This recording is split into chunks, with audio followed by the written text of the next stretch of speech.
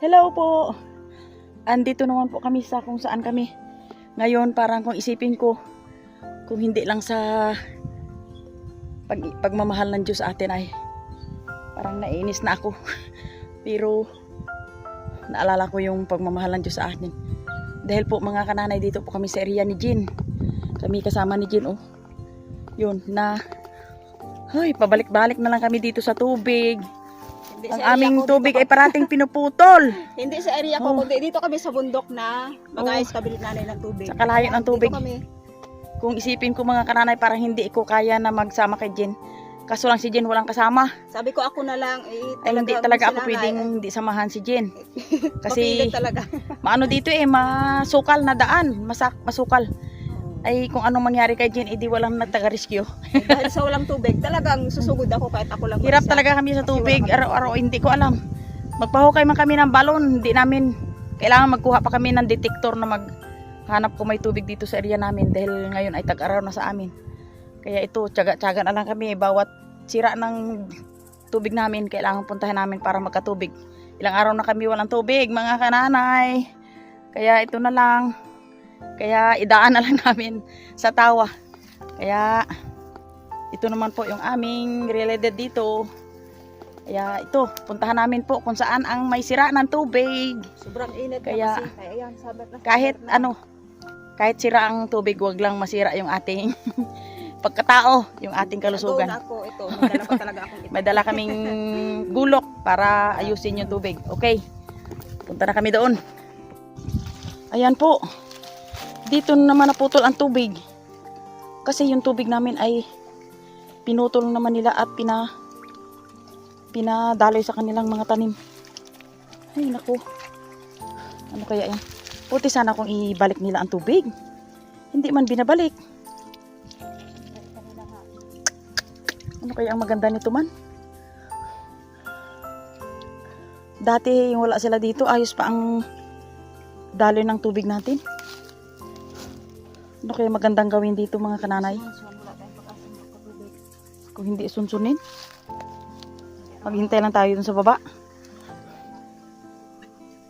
Wala ay, pinadaloy ang tubig na walang pakinabang. Puno yun ang lubluban ng kalabaw eh. Aroy. Hindi puno nila. Paano yan? Ay. Dapat yan talaga pag ano talaga, yan na lang ang gawin natin. Ay na, pag undaspat na putol ang tubig, puntahan namin dito sa puno. Sa kalayo nga naman ng aming pinupuntahan. Yun mga kananay malayo ang dagat, ay samantalang kami malapit na kami doon sa dagat. Yun talaga naman. Wala na talagang wala na talagang malasakit yung tao na gawa ng ganun. Aroy. Naku. Ayan po mga kananay. Dinugtong na namin ang tubig. Yung pala ang tubig kinuha at dinilig dito sa pakinabangan pa kaya itong sitaw na ito na ganyan ang katayuan. Yun. Wala nang ano-anong sitaw. Ito po ay kanilang hose na pinuputol at dinudugtong doon sa tubig namin. Yun. Naku, parang pagkulang ka sa pasensya talaga ang dahil dito sa kaunting tanim ay basta lang tapos yung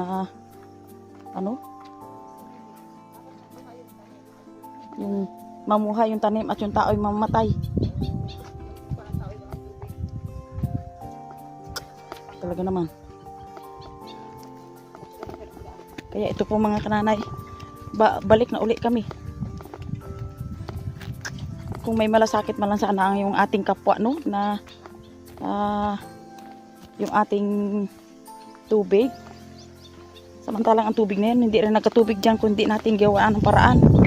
Gawaan ng tangke at lagyan ng hose.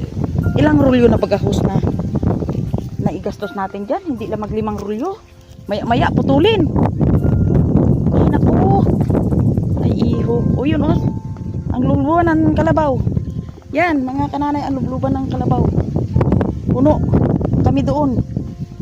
Hirap hirap na talaga sa tubig. Yan po mga kananay, pahinga muna kami. Dito sa malapit sa hi, shout out dyan po dyan, Sister Bergie.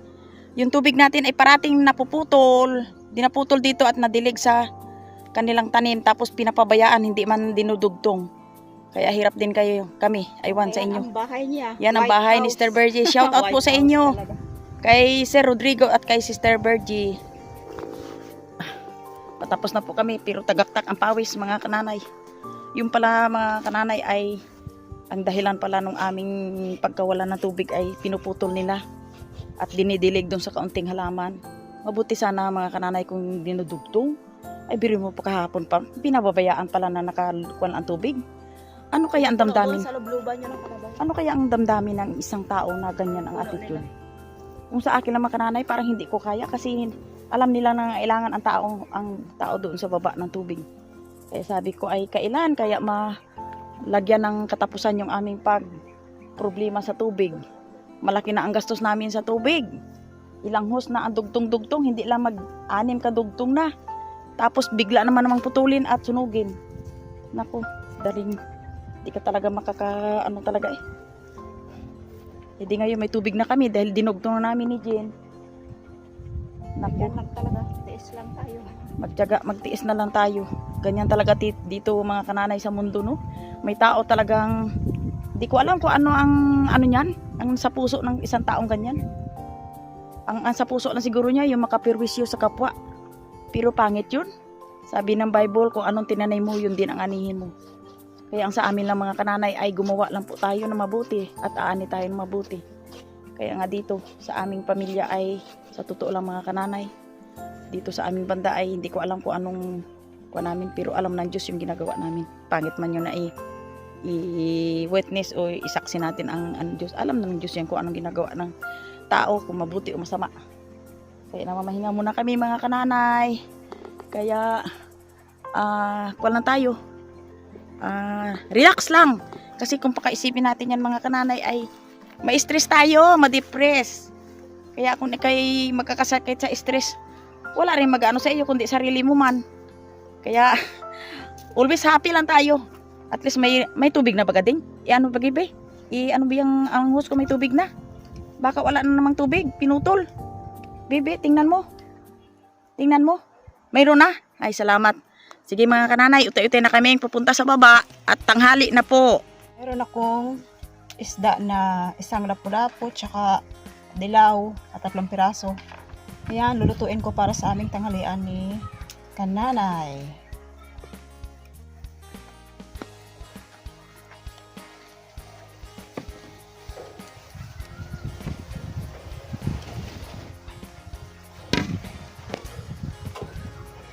Ayan po ang inihaw ni Jean. Wow. May lapu-lapu, may kitong, may dilaw. Ayan po, ang sarap ng isda ng aming kakainin ngayon. Ayan po mga minamahal ko mga kananay. Naglaga po kami ng kamuti. Kasi minsan mga kananay ang kanin ay, ang bigas ay minsan nakakasawa rin. Kaya minsan laga kami ng kamuti.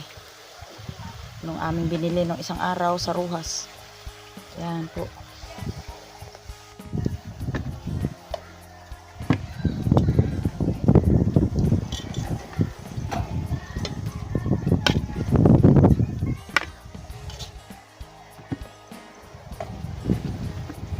Salad, kimchi, kamote. Wow, ito Wow, yun. Ako ang nag-prepare ng kamote para kay sister.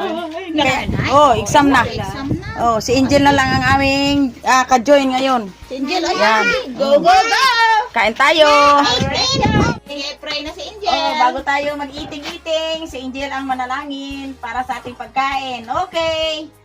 Lord, salamat po sa pagkain, sa katulungan. Maraming salamat po sa gabay. Salamat po sa pag-ingat sa amin sa school. Amen. Ay, Amen. thank you, Lord. Marunong na siyang Oh, manalangin. talaga naman. Nakakapuspos. Oh, kaya pala ang blessing ni Angel ay tuloy-tuloy. Tuwing gabi, yan ang Bumaba ginagawa. ang Holy Spirit. Ganda. Tuwing gabi ay... Sino turo sa'yo? Si Lola. Ay, galing. May author. Si Ina din. Ayos. ngayong gabi ay kailangan nilang manalangin talaga. Ito ang kinakain na ano? Ha? Na may ko si ano? Si sarap. Okay. Ano ganun talaga. Pwede. Oh, yan. Mga kananay! Tambalan ko Tikpan siya. natin yung lapu-lapo ni Gina inihaw. Lapu-lapo. Kalaban po ni Magellan, si Lapu-Lapo, si Mr. Lapu-Lapo. Nadamay pa to sa lapu-lapu ah. Maanghang na madamis-damis na ano, masarap. Mga kananay, oh, ito ang ginawa ni Sister Mary, kimchi. Yun, ito ang paborito ng ano, kuha ni Brother Ed, ni Kamisis. Ito ang paborito Sa ilalim niya. banda na may ang sauce masarap. Ito? Diba, Deng? Ngayon ako nakaganda. Masarap. Ito ay ayoko masyadong sarap. Parang Ito talaga ang ano, lasa ni ano, ni Kamisis ng ano. gusto ko talaga medyo sweet. Yung pala, meat in radish. Hindi, ano yung Ang Chinese kimchi. pizza yung mother? Lasang-lasa talaga. Masarap. Pangit yung ano din. Huwag na maglamig. Nakaglamig ka sa. Ito nakaka-fresh ng pag... Masarap kainin. Mm. Malamig galing pa sa pinalamig talaga. Sarap.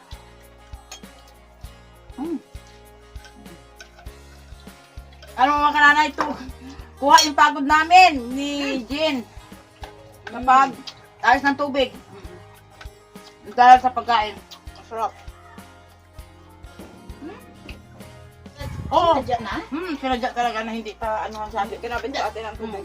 Saan kinabit? Doon sa ano, Pinatulo sa lang. tulong sa kwan, sa lupa. Nakalagay sa timba tapos nakadiretso na doon sa kanal.